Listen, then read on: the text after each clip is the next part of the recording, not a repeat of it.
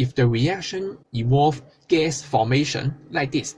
So you can guess, with the reaction goes on, the balloon will become bigger and bigger. Here shows the experimental setup. Of course, not used balloon. We use a gas syringe. At time equal to 0, the reading of the gas syringe is 0. So as the reaction goes on, for example, 30 seconds, we can measure the reading on the gas syringe again. This time is 8.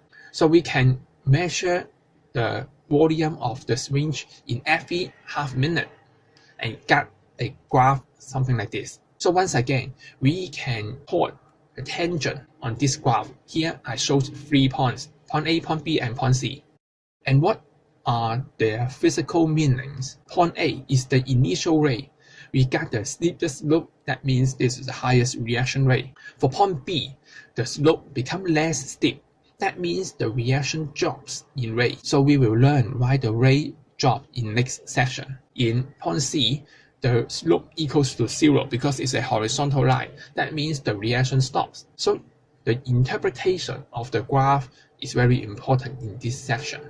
Next one, if the reaction involves gas formation, like the picture here.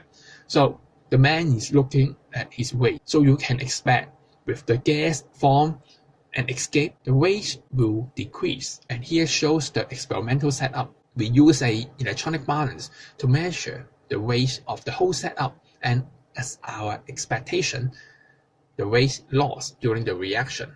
And here shows again, we have 3 points and their physical meanings. The third one is if we have gas formation during the reaction. Of course, as this picture shown, the pressure inside the container will increase. And here we can use a pressure sensor and data logger to measure the change in pressure. So every student should pay attention to these two equipments, pressure sensor and data logger, and you are able to draw it by yourself. So once again, we record the pressure in every 30 seconds and we get the graph like this, and I will not repeat again. So how about if the reaction do not have gas formation? Now here shows if the reaction involves color intensity change. We will use an equipment called colorimeter, and here shows the structure of the colorimeter. Here is the light detector to detect the change in color intensity. We use a substitution reaction as an example because I think you are familiar with that. Bromine react with hexane in light.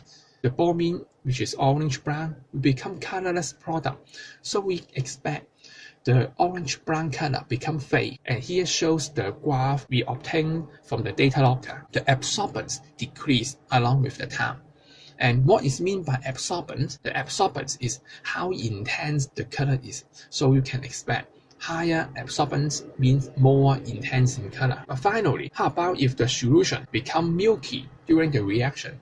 The reaction becomes milky because there's insoluble substance formed, and here is a very typical example. Sulfur is formed during the reaction, and we use a method called disappearing cross method. We put a paper with a cross mark below a bottle or a beaker of the solution. With the time goes on, more and more precipitate. This time is sulfur. Sulfur is insoluble in water. So with more and more sulfur formed, the solution become milky. So here is what you expect to see. At time equal to 0, that is starting, you can see the cross mark clearly. And with time goes on, the cross mark become difficult to see, or you may say this is fade in color. And finally, at the moment we stop the stopwatch, the solution become opaque. That means you cannot see anything through the solution. And here is the relationship. The reaction rate should be inverse proportional to the time needed for the solution to become opaque. That means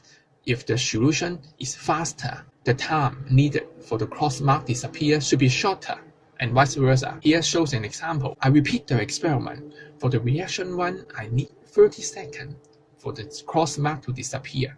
And the reaction 2, I need 15 seconds. And the conclusion is, because reaction time for reaction 2 is less, the reaction rate is half to that of reaction 2. As we mentioned, the faster reaction, higher reaction rate, and the less time they need.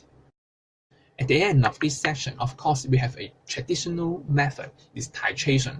For example, you can carry out titration in every minute in order to draw the concentration and time graph. For the detail, we will discuss in next chapter.